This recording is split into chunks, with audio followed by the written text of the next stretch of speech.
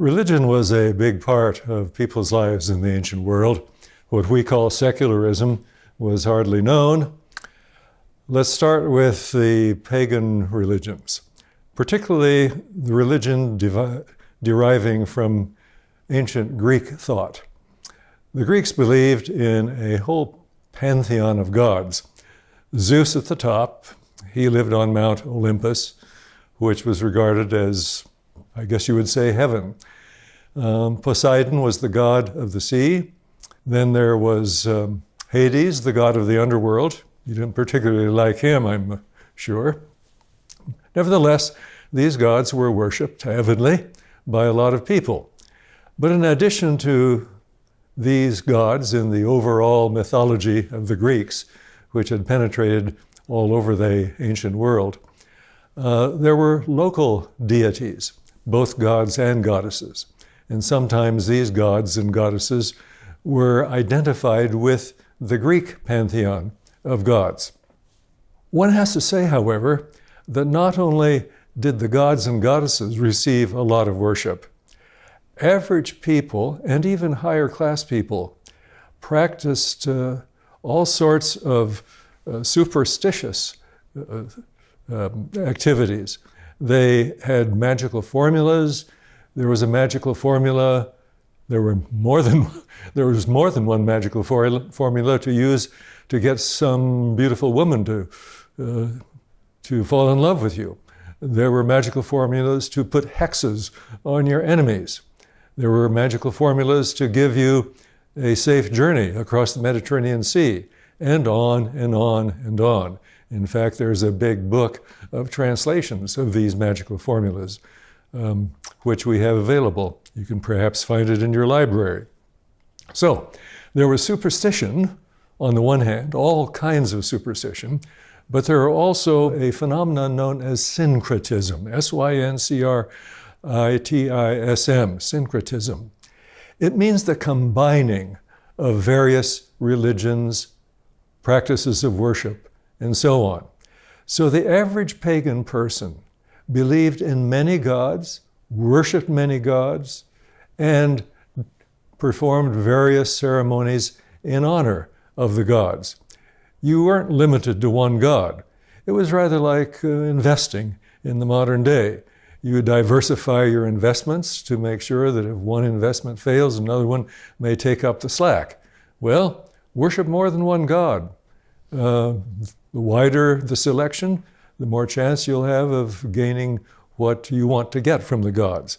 And for sure, you worship the gods not for their benefit, but for your own benefit. You wanted to be blessed by them. There were philosophies too. I can't say that they were very popular with the average person, but they did exist. Epicureanism taught that the chief good in life was pleasure. Not necessarily sensual pleasure, but pleasure nevertheless. The Cynics thought that the best kind of life was nonconformist. The skeptics were just the opposite. The best kind of life is just to follow the lead of the general crowd and don't try to be different. Don't try to be nonconformist. Stoics taught that the whole world is governed by an impersonal reason, which they called the logos, L-O-G-O-S. And the best way to live was simply to fall in line with your fate as determined by this impersonal reason. Let's shift over to the Jewish religion now. The Jewish religion was monotheistic. Jews believed in one God alone. Furthermore, he was a very ethical God, righteous in himself and demanding of his subjects that they be righteous. Jews, in their practice, followed all sorts of laws, deriving ultimately from the Old Testament. They kept the Sabbath day by not working on it. They engaged in pilgrim festivals to the temple in Jerusalem. There were 3 of them annually. The Jewish people also had apocryphal books in addition to the Old Testament books that most of us are familiar with. The Apocrypha contained books of fiction and tradition and let's say books of wisdom, how to live a proper life, rather like the book of Proverbs in the Old Testament. There are a number of such books. Tobit is a book of fiction. Ecclesiasticus is a book of wisdom, how to live your life. And you should avoid confusing Ecclesiasticus with the book of Ecclesiastes in the Old Testament. They are completely different books, though they have similar kinds of material. Then there was other literature that we call pseudonymous books, books written under the false names of bygone heroes, like Enoch. First and Second Enoch, for example, claimed to have been written by Enoch, but were really written by somebody much later. First and, let's take the Psalms of Solomon, claimed to have been written by Solomon, but really written by somebody later. The Dead Sea Scrolls were produced and copied by the Essene sect that lived on the northwest shore of the Dead Sea, although Essenes lived elsewhere as well. What about the theology of Judaism? Well, Judaism was very different from pagan religion and philosophy because the Jews believed that their one God acted in history. They didn't have mythology about this God. There wasn't philosophical speculation about this God. No, this was a God who acted in history. He chose Israel as his special possession. He gave them the hope of a Messiah. And in the first century, the Jews who had a messianic hope did not believe that the Messiah would be a divine figure. Furthermore, they believed that the Messiah would deliver them from political domination by Rome. They did not accept the deity of the Messiah or the idea of spiritual redemption by the Messiah. But they did believe in the present evil age, the days of the Messiah, when the Messiah would rule, and the coming age, which we would call eternity. So there you get a broad overview of the Jewish religion in contradistinction to the pagan religions, which emphasize mythology and include lots of superstition and syncretism.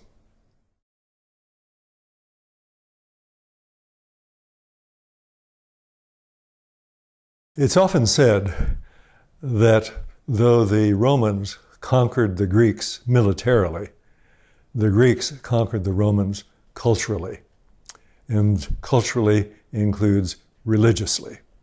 So the Romans actually copied, to a large extent, the Greek religion of the pantheon from Zeus on down, and the mythology concerning the gods and goddesses in that pantheon. They would change the names. For example, the Greek god Zeus became the Roman god Jupiter. The Greek god Aphrodite became the Roman god Venus, and so on. What the Romans borrowed from the Greeks became, however, a state religion in the Roman Empire. That is, a religion that the Roman government used to solidify its base and the allegiance of the people who lived under their domination. They added certain features to the Greek religion that they inherited and modified. For example, the Roman emperor became the Pontifex Maximus, or chief or high priest in the Roman state religion. That enhanced his authority, of course. Now, some people lost faith in the state religion. It seemed rather cold to them and perhaps borrowed from the Greeks. On the other hand, a lot of people in the Roman Empire devoted a great deal of their religious allegiance to the Roman state religion. Eventually, the Roman emperors, at least a good many of them, became deified. After they died, the Roman Senate would pass a resolution saying that they had become gods. Well, some of the emperors such as Nero and Caligula, and at the end of the first century, Domitian, decided that they would like to be regarded as divine beings, gods, prior to their deaths. Well, they made the attempts, but then the Roman Senate refused to deify them after they had died. But this whole thing of the deification of the emperors and being required, if you were a good citizen, to go to the local temple that was dedicated to the emperor and offer a pinch of incense or something like that to indicate your allegiance to the emperor as a divine being. This practice and this demand became very problematic for Christians. They refused to go to the local emperor's temple and indicate their allegiance to him in this fashion, and they became, therefore, the objects of persecution. At first, it was Jewish unbelievers who persecuted the Christians. Take Saul of Tarsus, for example. But once the Romans recognized that the Christian religion was different from Judaism, as indicated by the fact that they would not swear allegiance to the Caesars in this fashion, Rome itself became a source of great persecution for the Christians.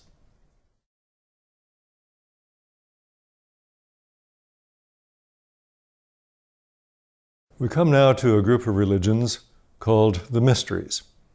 There were Greek mysteries, Egyptian mysteries, Oriental mysteries of various kinds associated with the gods and goddesses Eleusis, Mithra, Isis, Dionysus, Cybele, and so on.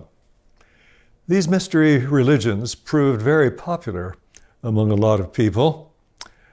They featured secret initiation rites that were very dramatic and impressive on the people who underwent them. The religions promised purification. They promised immortality of the soul, not resurrection of the body, please notice, but immortality of the soul. And they claimed that the worshiper or the initiate would come into union with the god or the goddess of the particular mystery. Now, each mystery featured also a particular myth. And usually the myth had to do with a goddess whose son or lover died and went to the underworld, but whose son or lover was somehow delivered. Now, some have thought that this kind of myth underlies the Christian gospel concerning the death and resurrection of Jesus. Not so fast, though, because these gods, the sons and lovers of the goddess, were not thought to rise bodily from the dead, whereas in the Christian gospel, Jesus was a recent historical figure who was thought to rise bodily from the dead, not to continue a conscious existence in the underworld, which is about the best that a mystery religion could do. Furthermore, our information concerning the mystery religions dates from the 2nd to the 4th centuries after Christ. So if there were any similarity between the Christian gospel concerning Jesus Christ, a historical figure, the likelihood is the mysteries copied the Christian gospel rather than vice versa. In any case, most scholars doubt nowadays that the Christian gospel owes anything to the mystery religions. Nevertheless, you'll find statements concerning those religions that can be taken in an erroneous way, so please avoid it.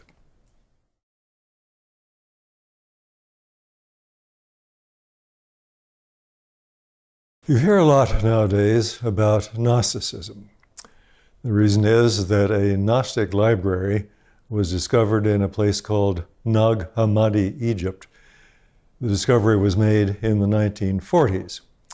And this Gnostic library of books has caused a lot of discussion even suggesting in some quarters that parts of the New Testament are affected by Gnosticism, or that a Gnostic version of Christianity was just as early as the Orthodox version of Christianity, which has become now traditional.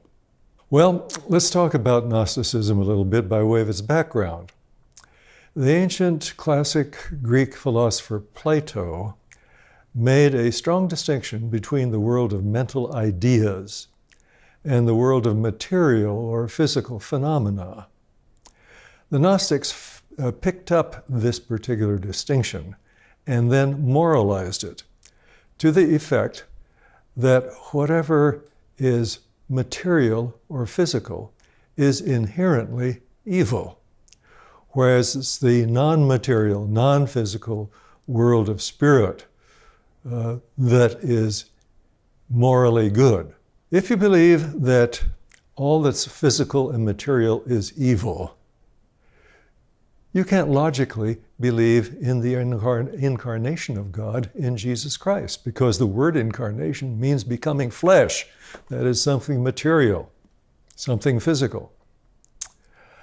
Neither can you believe in a bodily resurrection, because a bodily resurrection is a physical resurrection. Why would God raise people from the dead to undergo an evil existence in a physical body? Well, there you have it. Denials of incarnation and bodily resurrection by the Gnostics. But there are practical effects to this belief too.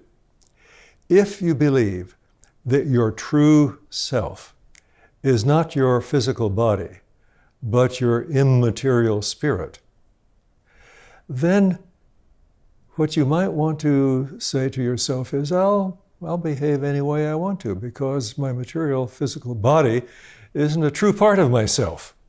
I can let it do what it wants to, satisfy all its appetites, whether moral or physical or immoral. On the other hand, if you hold this same view, matter is evil, spirit is good, then you might want to say, well, I should deny myself all the material and physical pleasures of life so far as I can and stay alive. Those were the two very opposite ethical reactions toward the Gnostic distinction between evil matter and the good of the spiritual world. The Gnostics also taught a lot of secret doctrines, including secret passwords that would allow them, and in particular their immortal souls or spirits, to evade the hostile guardians of the planets and upper spheres of the starry heavens on the way to heaven. Well, this sort of secret knowledge was called gnosis, Gnosis, and that's exactly where we get the term Gnosticism. Gnosticism is a system of doctrine which appeals to secret knowledge taught to its adherents. On the other hand, contemporary research into Gnosticism calls into doubt that Gnosticism started very early. It probably was starting only at the end of the first century, and also calls into doubt whether there is a system of Gnostic belief. Maybe it was just a loose aggregate of various beliefs that had some similarity to each other, and that's all.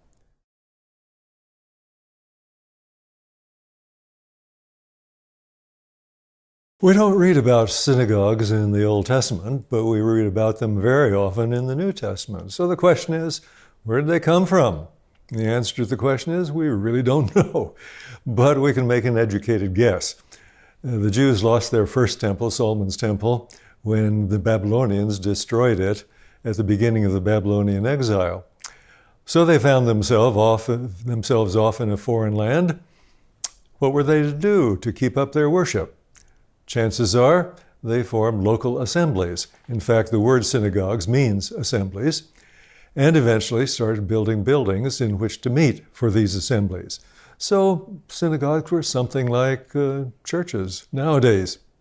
In fact, the local churches probably got their start somewhat in imitation of the synagogues. There was an auditorium, there was seating, there was a chest where Old Testament scrolls were kept. Even after the Jews rebuilt their temple, synagogues were built in Jerusalem, and we read about them in the New Testament. Sabbath services were held in synagogues, and they included the recitation of the Shema, which is the golden text of Judaism, Deuteronomy 6:4. Hear, O Israel, the Lord our God is one Lord, or whatever other way you translate that famous verse.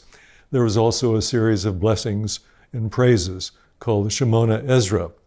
There was prayer, there was a singing of the Psalms, though without instrumental accompaniment. The Old Testament law was read, and also passages out of the prophetical books of the Old Testament. The reader always stood. If there was a preacher able to preach, he would be invited to preach, and he would sit as he preached. A benediction was pronounced, and basically church services tended to follow the pattern of synagogue services. The synagogue had a board of elders that exercised discipline. Erring members were actually whipped. Paul was whipped several times, he tells us in 2 Corinthians 11. They even excommunicated members like the blind man healed by Jesus in John chapter 9.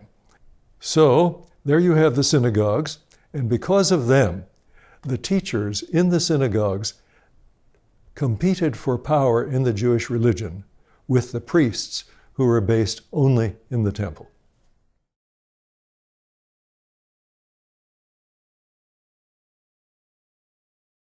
For the period of the New Testament, we're in the time of the Second Temple. The temple rebuilt by the returned exiles at the end of the Old Testament period, and the temple as beautified by Herod the Great. Now, it's important to understand that the temple, or a temple, is not an auditorium. Worshippers didn't go into the temple to worship God. The temple, by definition, was a dwelling place of the God, whether a pagan god or the one God of the Jews. So when you read that Jesus or Paul or the other apostles went to the temple, what you're really reading is that they went to the courts around the building proper, which we call the temple. The building proper was the dwelling place of the god.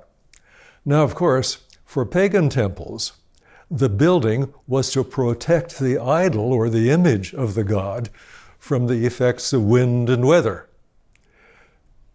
But the Jews did not practice idolatry.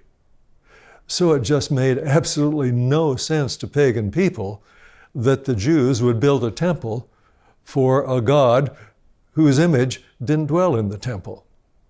But that was the case. Anyhow, so here we have the Second Temple, a temple empty of any idol, much to the disbelief of pagan people. Let's review the history of this temple. The first temple was built by Solomon. Nebuchadnezzar the Babylonian destroyed it. The returned exiles rebuilt it, rather shabbily. Herod the Great beautified it, and it became one of the wonders of the ancient world. And then, in AD 70, the Roman army destroyed it utterly, and it has not existed from that time till now.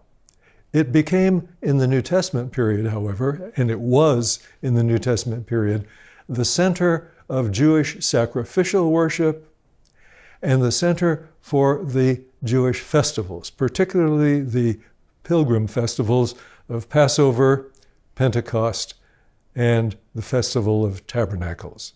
A very popular place, and one that was the center of Jewish worship alongside the synagogues.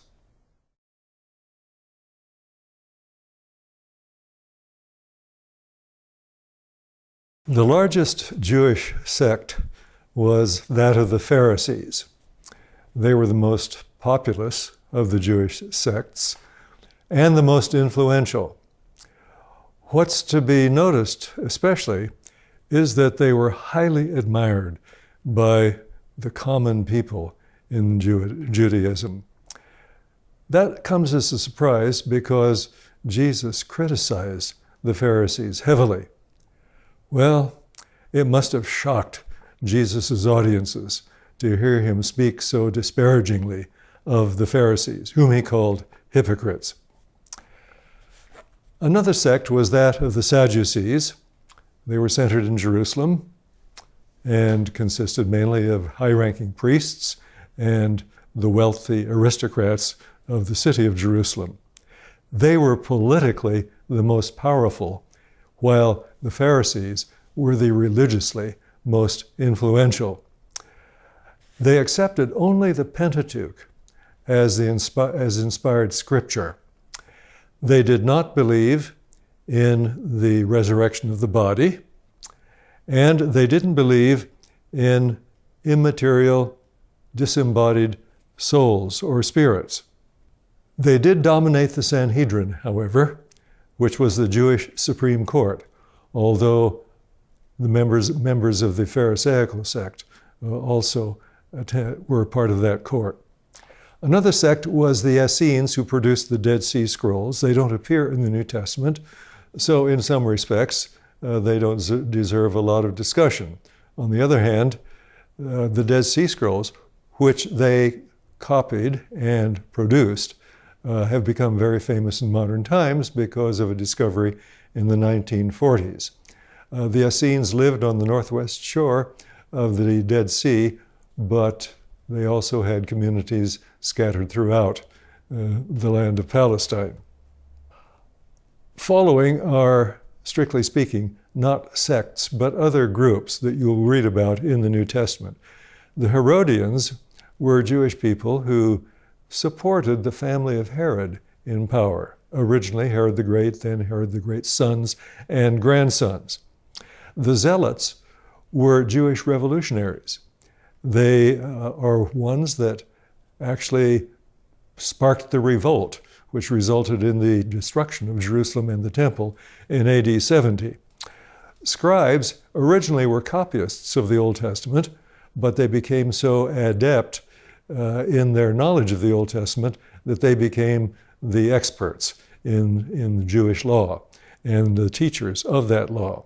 Their disciples were called such because they were learners. The very word disciple means learner, not follower, as sometimes you've been taught, I'm sure. Basically, the disciples did follow their teachers around, that's true, but the word itself means a learner. Then there are the diaspora Jews, Jews that lived outside Palestine.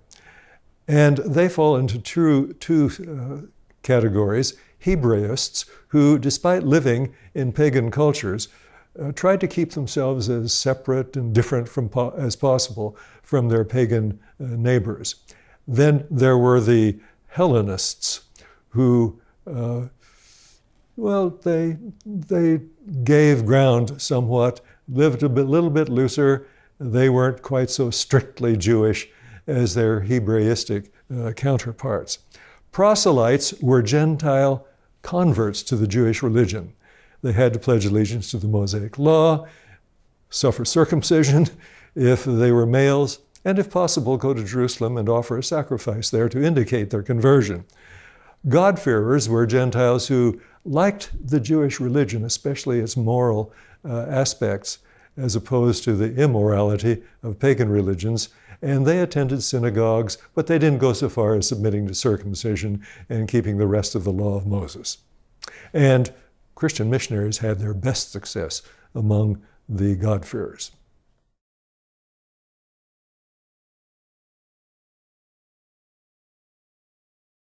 Jewish parents took charge in their homes of the education of their children, particularly boys. They taught them the basic religious practices and beliefs of the Jewish religion, taught a trade, and so forth. At about the age of 6, Jewish boys could attend school at the local synagogue. The Old Testament was their textbook. If a boy wanted to become a Jewish teacher, a rabbi, let's say, he would take the initiative and attach himself to a rabbi. On the other hand, Jesus had disciples, but he called them. Rabbis didn't call their disciples. Jesus did, so he was a peculiar kind of rabbi in that respect. So far as Greco-Roman education is concerned, parents sent their boys to private schools for their first lessons. Sometimes the girls as well.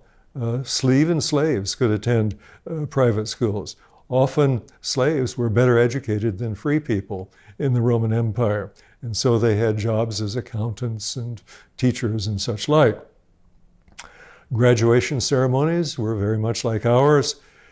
There were universities in the major cities of the Greco-Roman world, Athens, Tarsus, Alexandria, and so forth. And the subjects taught at those universities were philosophy, rhetoric, mathematics, law, astronomy, medicine, geography, botany. And sometimes a pupil would attach himself to a peripatetic philosopher. Peripatetic means walking around. Philosophers who dispense their teaching just walking around the marketplace of a city, for example. By and large then, Jewish education was very narrow and religious, whereas Greco-Roman education was very broad and liberal.